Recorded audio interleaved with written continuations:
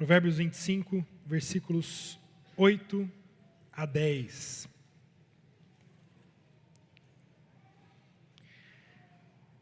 Sim, diz a palavra do Senhor. Não te apresses a litigar, pois ao fim, que farás quando o teu próximo te puser em apuros? Pleiteia a tua causa diretamente com o teu próximo, e não descubras os segredos de outrem, para que não te vitupere aquele que te ouvir, e não se te apegue a tua infâmia. Irmãos, hoje nós falaremos sobre litígios. Você que anota sermão, as crianças, os adultos que anotam pregação, a palavra de hoje é litígio. Essa palavra que talvez as crianças não saibam o que é, e eu vou explicar para vocês. Litígio é um termo jurídico, é um termo dos fóruns, dos tribunais, dos advogados, e se refere a um conflito, a uma briga, a uma discussão, quando ela é levada para ser decidida por um juiz. Então, quando nós falamos em litígio, já está implícita a ideia de que há um conflito entre duas partes que foi levada para uma autoridade judicial para tomar uma decisão sobre aquela discussão. Então, litígio é esse termo jurídico, mas que no nosso dia a dia, nós usamos também muitas vezes de forma cotidiana, sem o ambiente jurídico. Nós vamos dizer, duas pessoas estão em litígio. Não necessariamente essa discussão está num tribunal, está num processo judicial, mas estão em discussão, estão em algum debate. E é sobre isso que o texto nos fala hoje. O texto de Salomão nos dá 3 comandos claros a respeito de como lidar com litígios, com discussões, com conflitos que nós temos em nossa própria vida. E o primeiro comando que Salomão dá é o que aparece logo no início aí do versículo 8. Ele diz: não te apresses a litigar. Não seja apressado em litigar. Perceba que há uma coisa interessante que acontece aqui nesse texto. Que esse provérbio, a ideia desse provérbio, ele começa no final do versículo 7. Talvez no momento em que foram fazer a divisão de versículos, aqui não ficou muito bem dividido, porque a ideia do provérbio de Salomão está quebrando ali no versículo 7. Ele começa ali no finalzinho do versículo 7, quando ele diz: a respeito do que os teus olhos viram, não te apresses a litigar. Ou seja, você presenciou alguma coisa, você teve algum problema, você está em algum conflito. O conselho de Salomão para o seu filho é muito claro: não seja rápido em litigar, não seja rápido em entrar com um processo, não seja apressado em levar uma demanda para o judiciário, porque ele diz, e aqui é o alerta, nós falaremos um pouco mais sobre isso à frente, ele diz: o que farás quando o teu próximo te puser em apuros? Vocês sabem, irmãos, que no Brasil, principalmente no Brasil, isso faz parte muito da cultura brasileira, nós temos sido ensinados de que nós temos muitos direitos. A criança mal nasceu, mal chorou, e ela já sabe que ela tem um monte de direitos, e que ela está pronta para reclamar os seus direitos diante da sociedade. E assim nós temos sido ensinados a viver e a pensar, a agir em sociedade como pessoas cheias de direitos. Poucas obrigações, mas muitos direitos. E cada vez mais as pessoas têm sido conscientizadas dos seus direitos, e elas vão para as ruas, vão em lojas, lidam nas ruas, e rapidamente as pessoas levantam artigos da Constituição, do Código de Defesa do Consumidor, do Código Penal, e querem discutir nas ruas os seus direitos. Nós temos sido incentivados a pensar assim, a vivermos em sociedade como pessoas cheias de direito.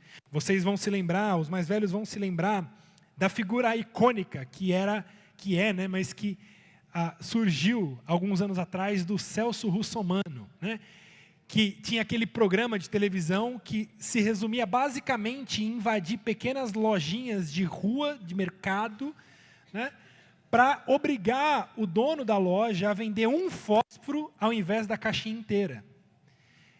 Dizendo: eu tenho o meu direito de comprar apenas um fósforo, eu tenho o meu direito de comprar apenas um rolo de papel higiênico. E aí ele chamava ali a polícia para fazer um escarcéu naquela loja, para dar o direito dele de comprar apenas um fósforo e não a caixinha inteira de fósforos.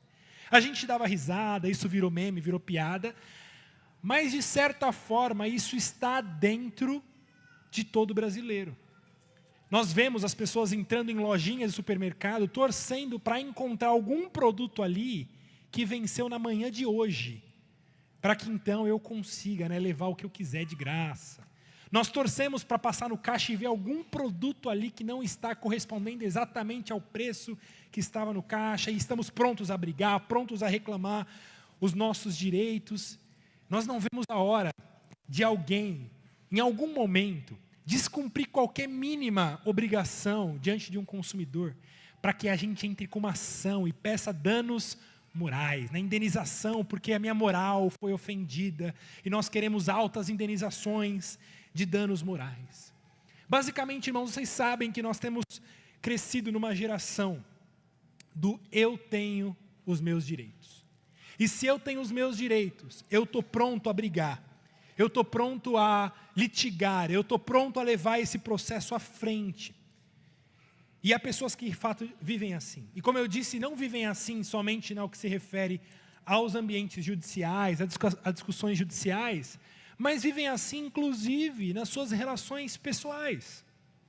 Pessoas que são verdadeiros campos minados, que qualquer movimento em falso, uma bomba explode, e aquela pessoa transforma uma pequena desavença, um pequeno mal-entendido num grande problema, e leva esse problema a outras pessoas, e outras pessoas são chamadas a testemunhar, a julgar aquilo que aconteceu.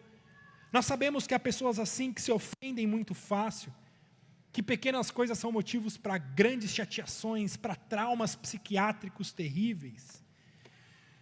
Mas as palavras de Salomão ao seu filho, é que o seu filho não deve viver assim. A forma como um sábio vive nesse mundo não é uma pessoa que está pronta a reclamar os seus direitos a todo momento. Por isso ele diz: meu filho, não seja rápido em litigar. Pense muito bem antes de entrar com um processo contra alguém. Pense muito bem antes de entrar na briga contra alguém. Não seja rápido em fazer isso. E o alerta que ele dá é: quando essa pessoa, quando o teu inimigo, quando essa pessoa que você estiver debatendo, teu adversário, te colocar em apuros, o que você vai fazer? Quando essa pessoa, então, ela se defender num processo, e ela começar a perseguir você, o que você vai fazer? É o tipo de palavra que certamente um pai diria ao filho: meu filho, tome cuidado para não sair aí arrumando briga, porque você nunca sabe quem vai encontrar. Não é isso que pais falam aos filhos? Meu filho, você está na rua, você está no trânsito, você está jogando bola, cuidado com quem você arruma briga. Não sai por aí arrumando briga, porque você nunca sabe a pessoa que está do outro lado. Você nunca sabe a pessoa com quem você está brigando. Meu pai sempre gostava de dizer um conselho, ainda diz até hoje, que mais vale um mau acordo do que uma boa briga.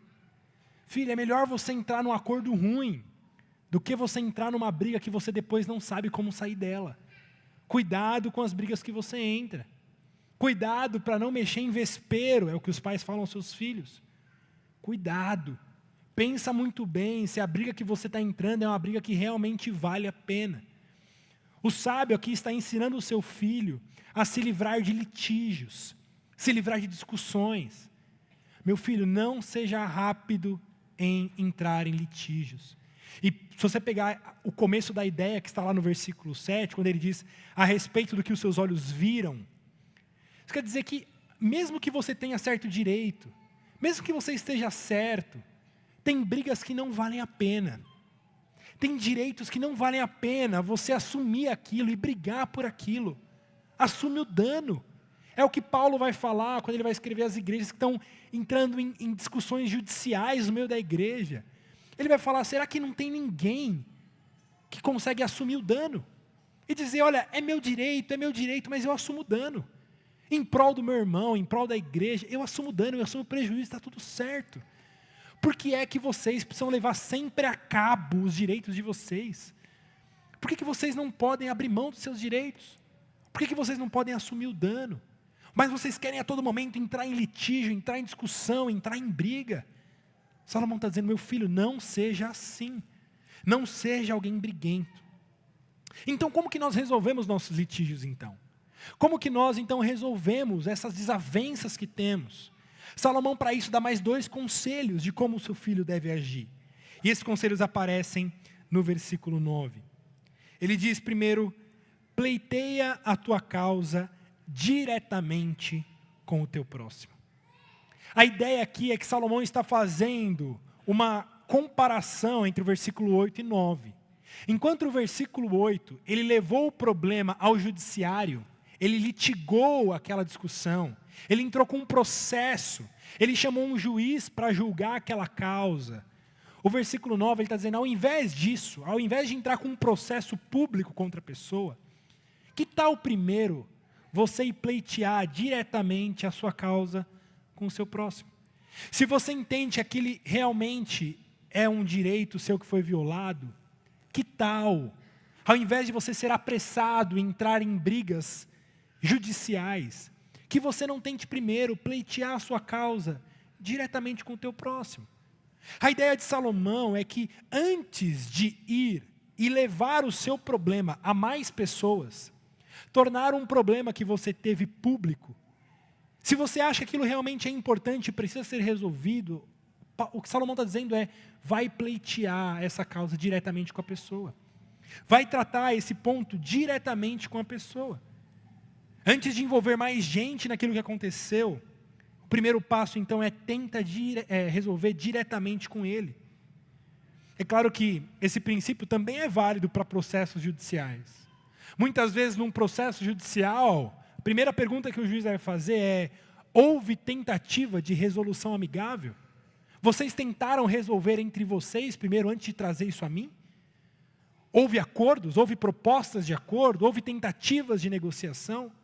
Vejam, irmãos, que mesmo um juiz, ele está preocupado se houve tentativa e tratativa individual antes de ocupar o espaço público para resolver uma demanda. E esse princípio deve ser aplicado também no nosso dia a dia, de que as nossas demandas não devem ser levadas para terceiros antes de primeiro tentarem ser resolvidas particularmente. Uma demanda não pode ser levada para o público se aquilo não foi tentado primeiro ser resolvido de forma privada. Mas, na prática, não é isso que acontece. Quantas vezes você, mulher, está magoada com seu esposo, porque ele fez algo contra você, e você resolve desabafar com a sua amiga. Você resolve desabafar com alguém antes de pleitear a sua causa diretamente com o seu esposo. É exatamente o princípio que Salomão está trabalhando aqui. Você está desabafando com alguém, mas de alguma forma você está tornando aquele problema público antes de tentar pleitear aquela causa diretamente com a pessoa. Ou seja, primeiro você coloca aquele caso público, ao invés de antes tentar resolver particularmente. Quantas vezes você, homem, tem desavença com alguém na igreja, e aí você espalha a sua insatisfação para outra pessoa, para algum amigo, antes de tentar diretamente resolver isso com a pessoa em questão? Vejam, irmãos, como rapidamente nós somos rápidos em levar um problema, uma demanda privada para o ambiente público, antes de resolver particularmente. Nós ficamos incomodados com algo, mas ao invés de irmos e dizermos o nosso incômodo diretamente à pessoa que nos incomodou, nós preferimos fazer comentários públicos, nós preferimos tornar essa insatisfação pública do que tratar no particular. Isso nos leva ao terceiro conselho, a terceira advertência que Paulo dá aqui no nosso texto, e essa segunda parte do versículo 9. Ele diz, pleiteia a tua causa diretamente com o teu próximo, e não descubras o segredo de outrem. A ideia aqui de descobrir o segredo de outra pessoa é no sentido de revelar, não de tentar achar. Esse descobrir é a ideia de tirar a cobertura. Você está descobrindo, você está revelando o segredo de outra pessoa. Por quê? Você teve desavença com alguém. Ao invés de você ir pleitear a causa diretamente com ele, você resolveu chamar um terceiro. Quando você chama um terceiro, você revelou o segredo do primeiro. Você revelou uma coisa que estava encoberto só entre vocês, um problema que aconteceu entre vocês, e você coloca um terceiro nessa conversa. Ou seja, você revelou algo que era particular para o público. Veja, o que Salomão está fazendo, não façam assim. Não ajam assim. A sabedoria bíblica, a sabedoria cristã nos chama a primeiro resolver a nossa desavença particularmente, antes de tornar aquela desavença pública. É claro que haverá momentos em que essa desavença precisará ser pública. Ela precisará ser levada a terceiros. Mas isso só deve acontecer quando primeiro a resolução particular, ela restou infrutífera. Abra comigo, por favor, no Evangelho de Mateus, capítulo 18.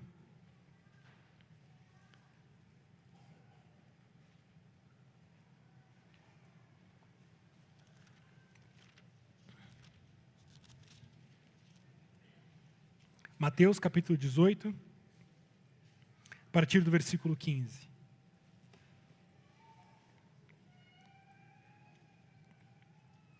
Veja o que ele diz.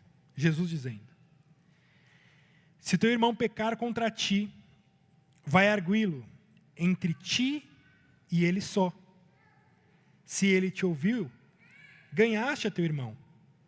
Se porém não te ouvir, toma ainda contigo uma ou duas pessoas, para que pelo depoimento de 2 ou 3 testemunhas, toda a palavra se estabeleça. Vejam, o que Jesus está dizendo? Se você tem um problema, o primeiro passo é ir falar diretamente com aquela pessoa que pecou. Diretamente com aquela pessoa que pecou contra você. Porque se ele te ouviu, acabou a conversa. Se ele te ouviu, você ganhou o seu irmão e aquilo acabou ali. Porém, ele vai dizer, se essa pessoa não te ouvir, aí sim, você vai levar 2 ou 3 pessoas.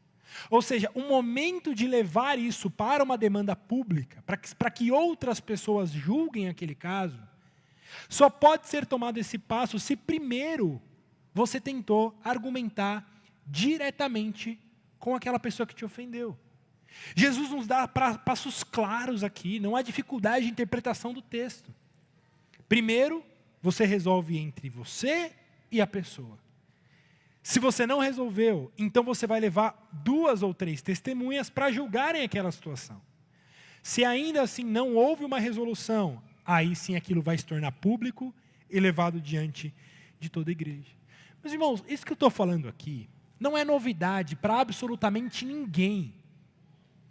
Um total de 0 pessoas ficaram surpreendidas com esse texto agora. Todo mundo sabe desse princípio. Esse é um dos princípios mais difundidos nas igrejas, na fé evangélica. Mesmo uma pessoa que mal conhece a Bíblia, que conhece muito pouco, sabe desse princípio básico de Jesus, de como resolver conflitos. Eu tive um problema, eu preciso primeiro tratar com a pessoa, para daí, se eu não resolver, aí sim tornar aquele caso público. Mas, meus irmãos, com muito amor, eu digo isso, que ao mesmo tempo que é um dos princípios mais claros, difundidos na igreja, é também um dos princípios mais desprezados e descumpridos pela igreja. É o tipo de coisa que todo mundo faz, mas que a igreja cai constantemente. Constantemente. É o tipo de coisa que nós que estamos trabalhando os provérbios de Salomão, vira e mexe, nós passamos perto desse tipo de assunto, de como lidar com problemas que surgem de relacionamentos. E é aquele tipo de coisa que a gente vai falar, de novo a gente vai falar sobre isso. Sim, irmãos, de novo a gente vai falar sobre isso. Sabe por quê? Porque semana após semana, nós lidamos com as mesmas dificuldades no meio da igreja. As mesmas dificuldades, os mesmos problemas, que voltam a surgir, que voltam a acontecer. De pessoas maduras, de crentes maduros, de membros da igreja, que têm problemas, têm dificuldades e tornam a causa pública antes de tentar ser resolvida particularmente. E graças a Deus, porque na pregação expositiva, nós não ficamos escolhendo os temas pelo dedo, mas é a própria Escritura que nos coloca o tema. E lamento muito por termos que falar isso novamente na igreja. de que problemas particulares precisam ser resolvidos particularmente antes de ser levado publicamente. Mas o nosso pecado nos faz descumprirmos esse princípio que é tão conhecido de todos nós. O ponto é, quando é que amadureceremos sobre isso? Quando é que colocaremos em prática esse princípio elementar de resolução de conflitos no meio da igreja? Elementar. Mas como eu disse, semana após semana, eu, o Elmer, o Renato, os diáconos, líderes de mulheres, todo tipo de aconselhamento que nós fazemos na igreja, nós lidamos com situações como essa. Desavenças, problemas, conflitos que surgem. E aí aquilo é tornado público. E aí a gente pergunta, mas você tentou falar com a pessoa? Ah, não tentei. Mas você trouxe para mim antes de levar para a pessoa? Ah, eu trouxe, porque eu não sabia como falar. Não, você sabe como falar, porque você me falou. Se não soubesse como falar, você não teria me contado. Mas a pessoa considera uma desavença pequena demais para ir falar com a pessoa, mas grande demais para ser tornada pública. E o que Salomão está dizendo é, não torne público aquilo que estava no particular. Mais uma vez, isso não é uma regra geral. Há momentos em que aquilo precisará se tornar público. Há problemas dentro do casamento, em que talvez o seu marido ou a sua esposa vai querer te obrigar a não tornar aquilo público. Mas se aquele problema não foi resolvido dentro do casamento, aquilo precisa ser tornado público. Aquilo precisa ser levado para a igreja, aquilo precisa ser tornado público para que haja ajuda. Mas, irmãos, o princípio primeiro é que aquilo que aconteceu no particular, fica no particular. Você já ouviu aquela história? Aconteceu aqui, morre aqui. Se houve perdão, se houve confissão, se houve resolução, acabou. Acabou. Mas como eu disse, esse é um princípio que todos sabem. Mas que na primeira oportunidade, as pessoas agem de forma oposta a isso. Na primeira oportunidade, as pessoas quebram esse princípio básico de tornar público aquilo que deveria estar somente no particular. E, meus irmãos, isso é um veneno para a igreja. E é uma grande armadilha para as pessoas que agem assim. Sabe por quê? Porque a pessoa que age assim, ela é a principal vítima daquilo que ela está fazendo. A pessoa que não resolve no particular e torna aquela causa pública, ela é a principal vítima daquilo que ela está fazendo. Não aquela pessoa que ela divulgou o segredo, mas ela é a principal vítima. Sabe por quê? Volte comigo lá para o texto de Provérbios capítulo 25 e veja qual é o último alerta que Salomão dá aqui no versículo 10. Eu vou ler novamente desde o versículo 9. Ele diz assim, olha, pleiteia a tua causa diretamente com o teu próximo e não descubras o segredo de outrem, para que não te vitupere aquele que te ouvir e não se te apegue à tua infâmia. É difícil de entender esse versículo, né? Eu vou ler na NVI para vocês. Ele diz assim, caso contrário, quem o ouviu poderá recriminá-lo, e você jamais perderá sua má reputação. Sabe o que ele está dizendo? Eu tive um problema particular aqui. Eu não quis resolver no âmbito particular. Eu tornei aquela causa pública. Eu resolvi compartilhar com uma outra pessoa aquilo que aconteceu. Sabe o que ele está dizendo? Essa pessoa aqui que está me ouvindo, ela vai pensar mal de mim. Ela vai pensar exatamente o que eu disse. Mas por que ele não resolveu e quis trazer isso para mim? E ele vai dizer, essa pessoa vai te recriminar, porque você se tornou um fofoqueiro, você se tornou imaturo, você se tornou um língua grande. E ele está dizendo, e essa sua má fama não vai sair de você. Porque agora é essa pessoa aqui que está pensando, mas olha que fofoqueiro, mas olha que pessoa inconfiável, porque ela veio me contar uma coisa que eu não precisava ficar sabendo disso. Ela podia ter resolvido só entre o outro, mas ela quis me contar. Ou seja, a partir desse momento, eu já entendi que essa pessoa é inconfiável. Sou eu já que não confio nela. Porque assim, se ela está me contando uma coisa que aconteceu com o outro, ela vai contar uma coisa que acontece comigo para um outro. Ou seja, é inconfiável. E é isso que Salomão está dizendo, quando você faz isso, quando você divulga segredos sem necessidade, sem uma razão real, você está difamando a si mesmo. você mesmo está se tornando inconfiável no meio da igreja. Veja, irmãos, o perigo. Por isso a gente precisa tomar muito cuidado com o tipo de coisa que nós falamos aos outros. Essa é a forma como Salomão está ensinando seu filho a viver com sabedoria. Essa é a forma como cristãos deveriam viver com sabedoria. Cuidado com o que falam. Não descubra o segredo de outro. Teve um problema, vai resolver. Não seja briguento, não seja de litigioso. Não leva tudo para briga. Mas ok, eu sei o que está na sua mente agora. Eu provavelmente vou adivinhar o que você está pensando agora. Provavelmente o que você está pensando agora é assim: Guilherme, tá bom, tá certo o que você está falando. A gente sabe, isso é bíblico, legal. Mas num culto de Páscoa? Mas num domingo de Páscoa, com um coral bonito desse, com a igreja cheia, o dia que o mundo para falar sobre a morte de Cristo, a sua ressurreição, esse é o tema do sermão? Não que esteja nada errado, nada contra, mas num domingo de Páscoa. Irmãos, em minha defesa, como o Renato abriu o culto de hoje, na tradição cristã, todo domingo é Páscoa. Todo domingo é ressurreição. Todo domingo nós celebramos o que o mundo para celebrar uma vez por ano. Nós nos reunimos todos os domingos para celebrar a morte e a ressurreição do nosso Salvador. Eu particularmente não tenho problema em calendário litúrgico, eu não tenho problema em separarmos um domingo especial para falarmos, estudarmos o nome de Páscoa. Eu não tenho problema com isso, desde que a gente não deixe de celebrar a Páscoa dominicalmente. E todo domingo seja a nossa Páscoa. E se todo domingo é a nossa Páscoa, isso significa que todo domingo nós cantamos, oramos e pregamos o Evangelho, a morte e a ressurreição do nosso Salvador. Isso significa que tudo aquilo que pregamos, ela é, em última instância, uma imagem clara de Jesus Cristo morto e ressurreto diante de nós. Nós vimos isso na semana passada com o pastor Tiago Guerra. Ele nos ensinou que nós não lemos a Bíblia, nós não lemos o Antigo Testamento como textos desconexos, mas nós lemos o Antigo Testamento com uma hermenêutica do Evangelho.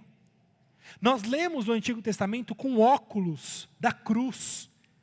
Quando eu olho para a Escritura, quando eu olho para as sombras, quando eu olho para o Antigo Testamento, para a Antiga Aliança, eu coloco os óculos da Nova Aliança. E eu tento encontrar a Cristo e o Evangelho presente em toda a Sagrada Escritura. O grande pregador Charles Spurgeon, ele dizia que em toda pregação, ele pregava o seu texto. E ele dizia: sempre que eu prego, eu tomo o meu texto e faço uma estrada reta para a cruz de Cristo. Não importa o texto que você me der, não importa onde eu for pregar, de onde eu sair, eu farei uma estrada reta até a cruz de Cristo. E isso é o que nós fazemos dominicalmente, todos os domingos, não importa onde nós estivermos. A grande pergunta é: onde está o Evangelho aí? Onde está Cristo aí? Porque a gente sair daqui sabendo que a gente tem que se livrar de litígios, que a gente tem que resolver nossas demandas particulares, e não... Ok, é verdade, mas, irmãos, isso poderia passar somente como um discurso de uma palestra de como viver bem em sociedade. Se não há Evangelho, isso não passa de uma pregação moralista. Isso não passa de uma instrução moralista. E a grande pergunta é: como que nós olhamos para esse texto e vemos o Evangelho? Como que nós olhamos para o texto de hoje com os óculos da morte e da ressurreição do nosso Salvador? Irmãos, a minha resposta seria que, basicamente, o que Salomão está nos ensinando é que nós precisamos nos livrar de litígios. Nós precisamos nos livrar de guerra. Nós precisamos nos livrar de briga, porque a gente não sabe com quem que a gente está brigando. E quando esse nosso adversário vier contra nós, nós não conseguiremos nos defender contra ele. Irmãos, aí está o Evangelho. Aqui está o Evangelho. Porque a Escritura usa a linguagem de que o nosso maior litígio é contra o próprio Deus. Cada ser humano está em litígio contra Deus, está em guerra contra Deus.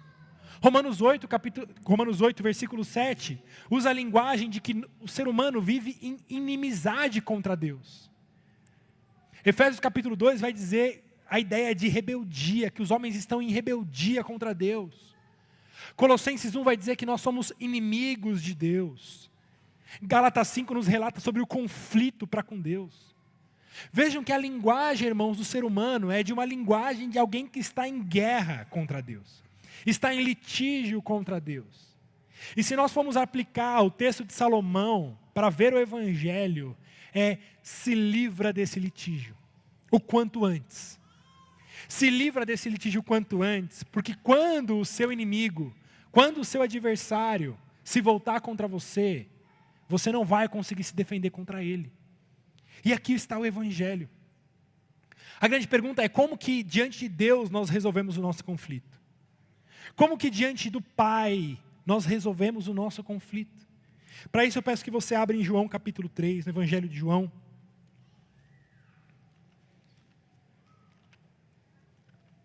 E nós veremos que Jesus mesmo usa uma linguagem judicial para explicar isso.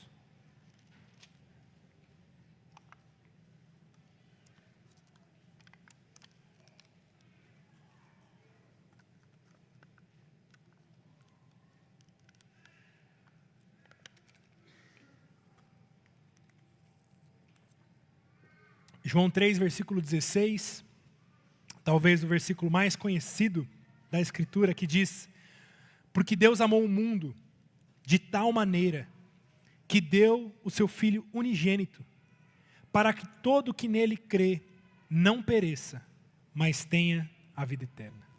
O próprio Deus providenciou uma forma de como que nós resolvemos o nosso litígio para com Deus. E o ponto é, nós não conseguimos resolver o nosso litígio por conta própria, a não ser que o próprio Deus venha até nós.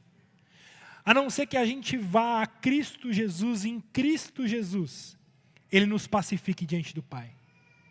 Quando Salomão nos diz para resolver o nosso conflito diretamente com o nosso ofensor, é exatamente isso que fazemos quando vamos a Cristo Jesus.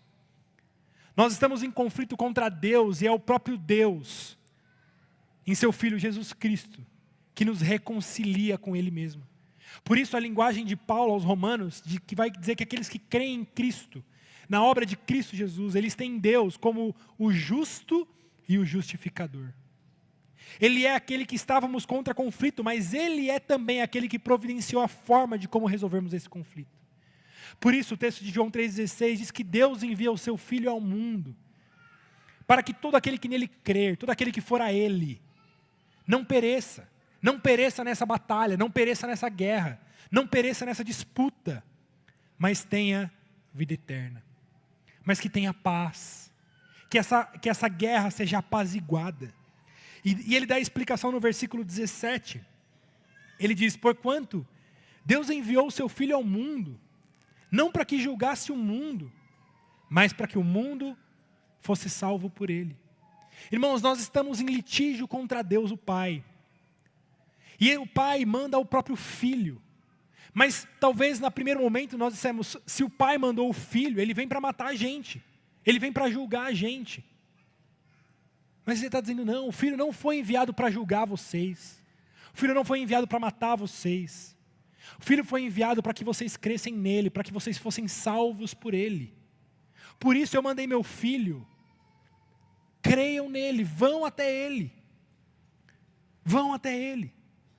Mas irmãos, o próprio Jesus fala da parábola de um senhor que tinha um campo e descobriu que ele coloca alguns gerentes ali na sua fazenda, no seu campo, e ele descobre que esses líderes ali, aqueles gerentes, não estão lidando bem com a sua terra. E aí então o Senhor começa a mandar mensageiros. E aí os mensageiros chegam na terra e o que acontecem? São mortos. Um por um, cada um dos mensageiros, o dono da terra, é morto. Até que então o Senhor da terra resolve mandar o seu próprio filho. E ele diz: se eu vou mandar meu próprio filho, eles vão ouvir o meu filho. Eles vão receber o meu filho. Mas o que eles fazem com o filho? Eles matam também. eles matam também. E é isso que aconteceu com o nosso Senhor Jesus Cristo. O nosso Senhor Jesus Cristo foi enviado não para defender o Pai em guerra contra a gente, não para entrar em guerra e morte contra a gente, mas o Filho foi enviado pelo Pai para que houvesse paz, para que esse litígio fosse apaziguado entre nós e Deus. Mas o que o homem fez? Matou Jesus. O que o homem fez? Perseguiu a Jesus e matou a Jesus. Então, nós vemos no versículo 18, essa sentença que é dada. Veja a linguagem judicial. Ele diz no versículo 18, quem nele crê não é julgado.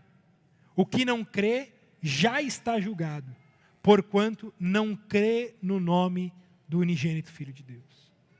Vocês querem ter o litígio de vocês resolvido diante de Deus? Vocês querem parar de viver em guerra contra Deus? Então baixem suas armas e vão a Cristo Jesus. Porque aquele que crer em Cristo, ele não é julgado. Entretanto, aquele que não crê, já está julgado.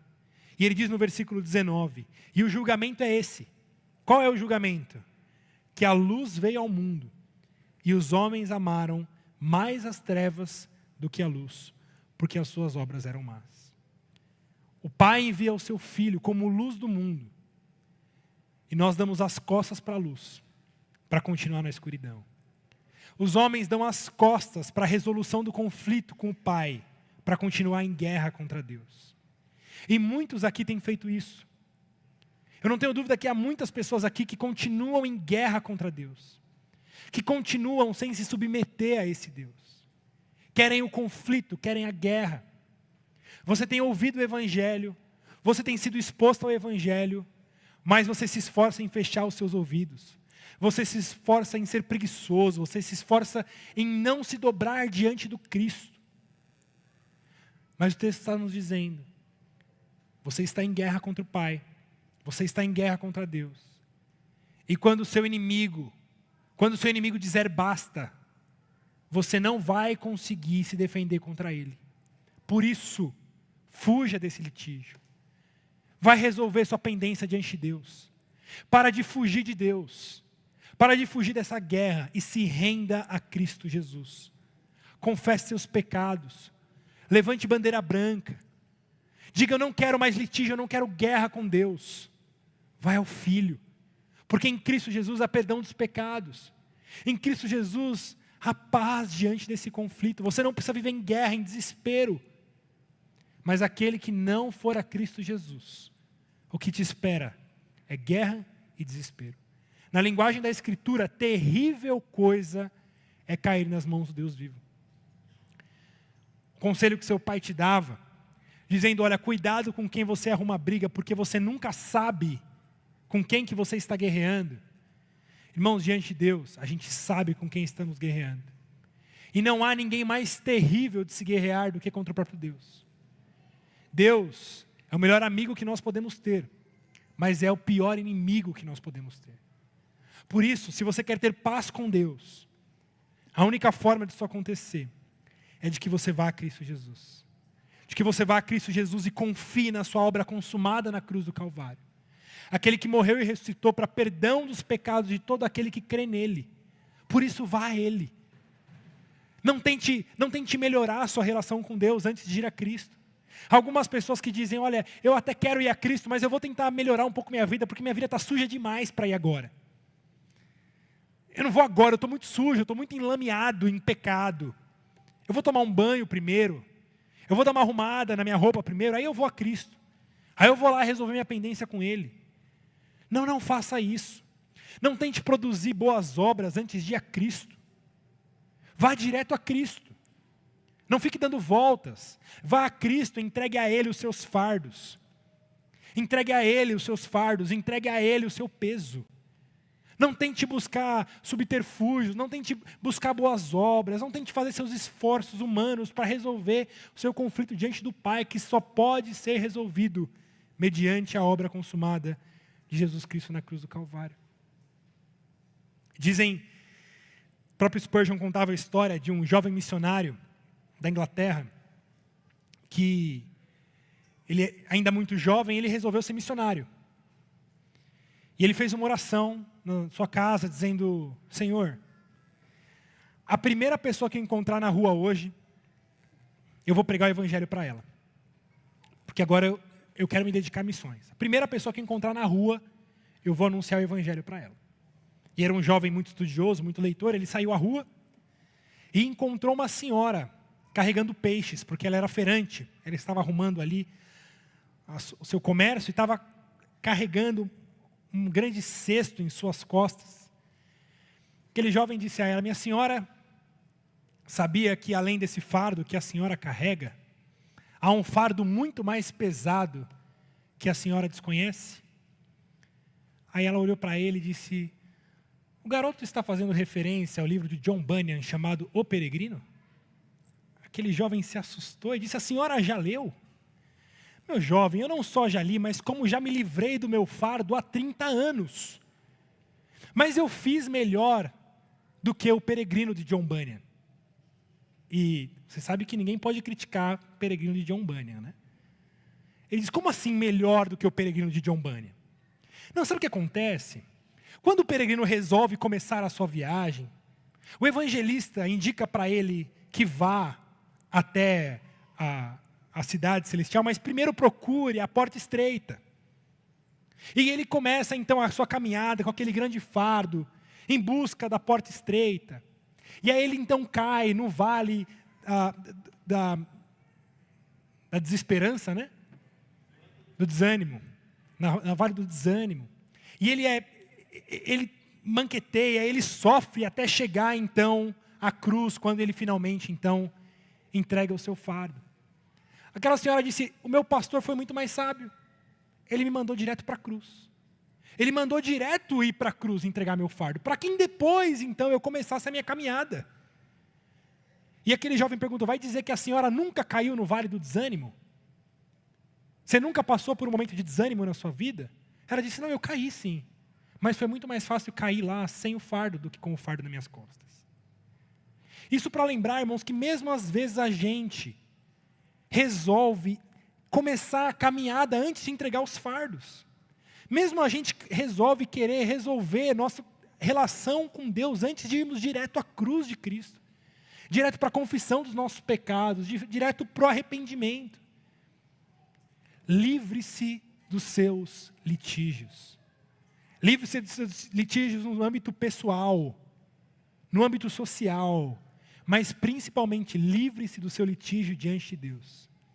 E para esse litígio, a única forma é a cruz de Cristo. Faça uma estrada direta à cruz de Cristo e vá até Ele, entregue os seus fardos, confesse seus pecados e clame a Ele por paz. E na linguagem do apóstolo Paulo, em Romanos 5, é que em Cristo Jesus nós somos justificados mediante a fé. E agora nós temos paz com Deus. Aquele de quem nós estávamos em litígio, em guerra, nós agora estamos em paz com Ele, por meio da obra de Jesus Cristo na cruz do Calvário. Vá a Cristo Jesus. Celebre a Páscoa, celebre o domingo, o dia do Senhor, de forma correta. E nós só faremos isso. Às vezes, só fazendo um comentário aqui, as pessoas fazem guerra contra os chocolates, né? Dizendo: tem que comemorar a Páscoa do jeito correto. E como é que comemora a Páscoa do jeito correto? Tem que falar da morte e da ressurreição de Jesus. Meio certo. E meio certo é errado. Nós não celebramos a Páscoa falando da morte e da ressurreição de Jesus. Nós celebramos a Páscoa nos rendendo a Cristo e a sua cruz. Nós não celebramos a Páscoa lembrando de Jesus na cruz. Porque lembrar da cruz, até o ímpio lembra. Até as páginas mais anticristãs colocam figurinha de Páscoa, de Jesus. Lembrar de Jesus na cruz não vai te salvar de nada. A única forma de nós celebrarmos a Páscoa de forma adequada é irmos até a cruz. É entregar diante da cruz nossos fardos. É confiar em Cristo, é chorar os nossos pecados. É louvar o Senhor pela sua obra. Não é meramente lembrar disso. Não é meramente falar sobre isso, mas é nos render mais uma vez à cruz de Cristo. E é isso que fazemos todos os domingos. É isso que fazemos agora. Chamando, convocando cada um de vocês para se renderem à cruz de Cristo. Entregarem lá os seus fardos e terem paz com Deus. Amém? Feche seus olhos. Senhor, nós te louvamos e te bendizemos pela tua palavra. Nós te louvamos por Cristo Jesus, aquele que resolve o maior e principal dos nossos litígios. A guerra que tínhamos com o Senhor, nós temos esperança de resolução. Não por nossos meios, não por nossas práticas, mas por meio de Cristo Jesus, por meio da cruz de Cristo Jesus, sua morte e ressurreição, mediante quem nós temos paz com Deus.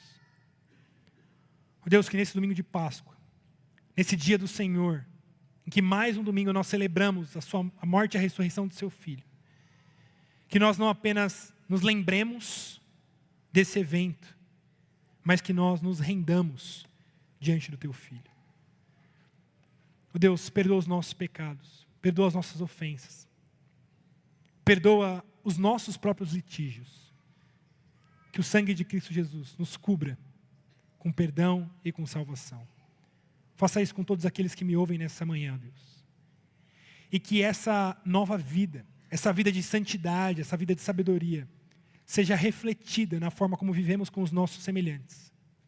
Não vivendo com litígios, não vivendo em guerras, não vivendo com infidelidade, mas que sejamos pessoas sábias no nosso lidar uns com os outros, aprendendo a resolver as nossas demandas, os nossos conflitos de forma sábia, honesta e justa.